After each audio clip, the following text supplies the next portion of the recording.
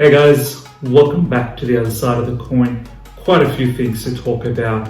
We've got the match against Watford, some Havertz news, and some Benrahma news as well that I feel is important to talk about these things at the moment. So, first of all, the match against Watford. I think we can safely say that was the most flawless starting lineup, and of course, one of the most flawless games I've seen from us this season. I think the Everton game earlier this season when we spanked them 4-0, that was really impressive. But this one particularly, I don't care what people say that, oh, it's just Watford. No, I think we've completely and utterly dominated them in terms of possession, suffocating them. We were not bothered about them being a low block defensive team. You know, we've opened them up several times, and to be honest, it could have been a bit more had a few other chances that gone in as well. So nonetheless, 3-0, fantastic victory. But I want to now call out some certain players, shout them out because they deserve to be praised. First of all, Kurt Zuma, fantastic reinstatement of him. I think it was to see Rudiger in the last match was absolutely painful. Zuma deservedly comes back, and are we meant to be surprised? How well has he performed defensively in that match? I feel like he was a leader. I was so confident with him. His pace, his one-on-one defending, the way he sort of marshaled Troy Deeney. He completely dominated Troy Deeney. Did not let him have any say at all. As we all know, aerially he dominates all the time. And in set-piece defending as well, we looked so much better. I feel like he was controlling a lot of the set-piece defending movements, which was just phenomenal, just really good. And on the ball, I think we need to start saying that I'm pretty sure he's better than Rudiger on the ball as well. So a phenomenal performance from Zuma, and kudos to Zuma for that. Secondly, Azpilicueta. Azpilicueta, I think for us, is honestly the best right back and the best left back in this football club right now. I'm so glad that we got Reece James back in the right side, which gives us a bit more potency when it comes to crossing. But at the same time, the left-hand side, I think Azpilicueta is far better than Alonso and Emerson, undoubtedly against Emerson. And moving forward, that invertedness of Azpilicueta allows for that cross in a different manner as opposed to a left back just whipping it in from the byline. Azpilicueta's assist, which was sort of like cutting back in, an inverted cross for Barkley, great finish from Barkley. So defensively we're very strong as well with us being the left back. His combination with Zuma was fantastic. So kudos to Azpilicueta. What a captain! What a phenomenal season as well. Goals, assists. I think there was some stats going around that he's had 10 goal involvement this whole season. So just brilliant from Azpilicueta. And moving forward, I would like him to see playing in the left back area just till the end of this season until we find a solution next season. Next up, I want to talk about the attacking eights. Complete powerhouse performance for Mason Mount. He's been named the man of the match.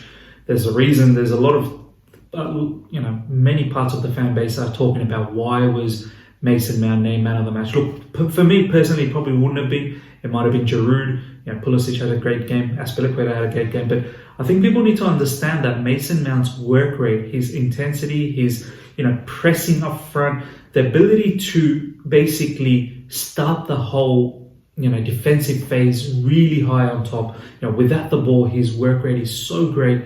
And that pass just before Barkley laid it off to Giroud for that first goal, that was so great. Line-breaking pass to Barkley, which opened up the space for him, and then obviously him assisting. There was a tweet from Cesc Fabregas as soon as that happened, praising Mason Mount about it. So I think we all need to understand how great Mason Mount is in that particular position, and more importantly, how great he is for Frank Lampard's style of play that we're playing right now. And this is probably the reason why we see Mason Mount play a lot.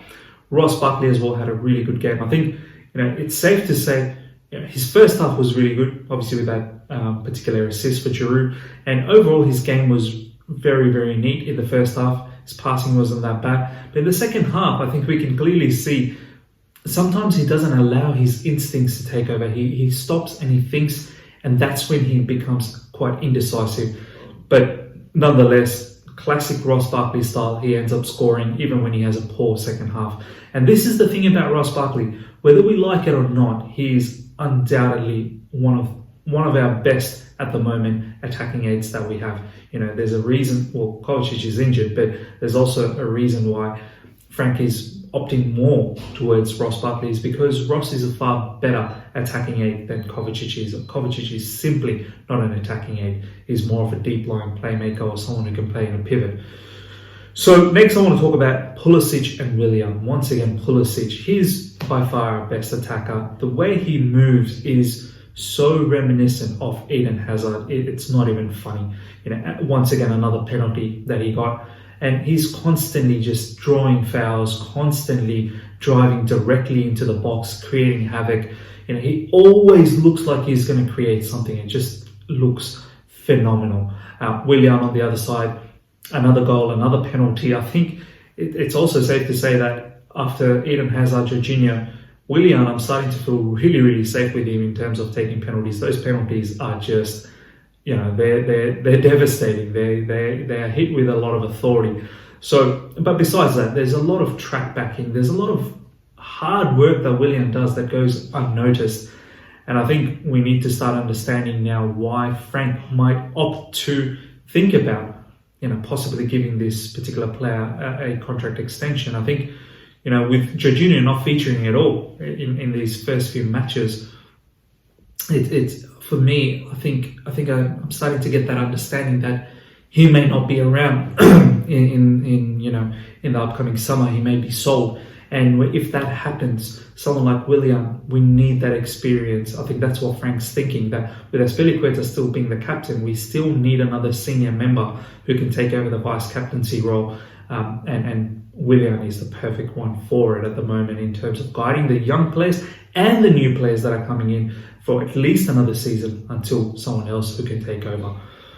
And lastly, and most importantly, Olivier Giroud. I think, we can see the distinct difference when this player has been playing for us since Tammy Abraham's injury and just before the lockdown and just after the lockdown as well, how different our game is with Olivier Giroud.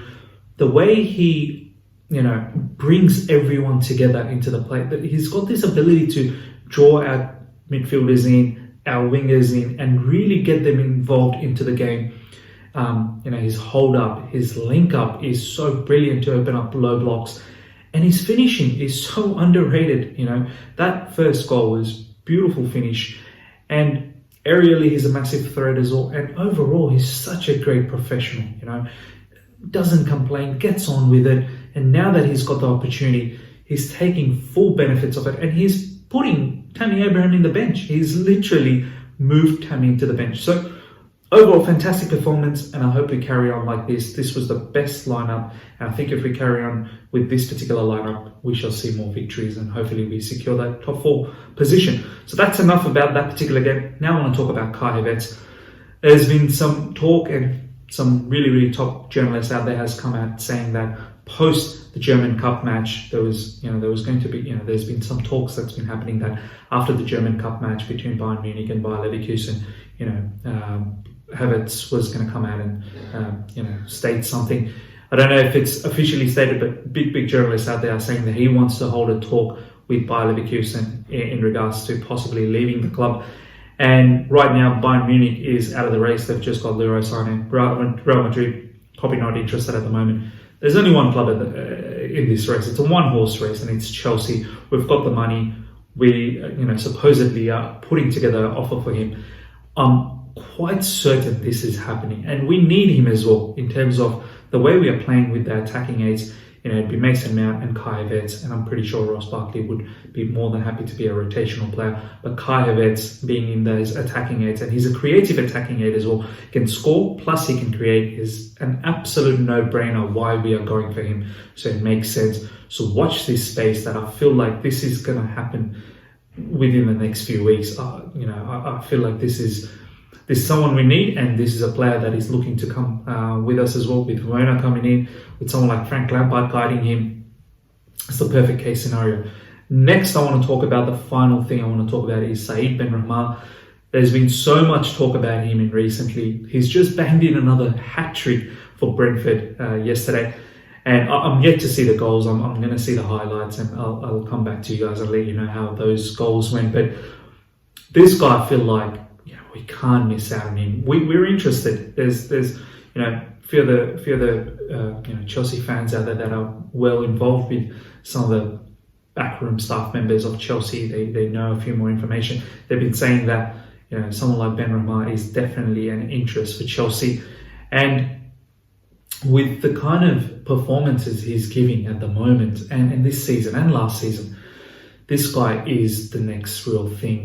We need him. If we don't keep Willian, and even if we do keep Willian, I just feel like somehow we need to manage to get this particular player, because Willian is going to go in long-term. Saeed Benrahma, I think he can do Willian's job. So overall, that's the news at the moment. Let me know what your thoughts were about the game, your thoughts around Havertz, what position he could play. Benrahma, do we need him or not? What position could he play? And yeah, if you've enjoyed the video, smash the like button, guys. If you're here for the first time, subscribe, hit the bell notification to stay in touch with all my content. And yeah, until next time, see ya.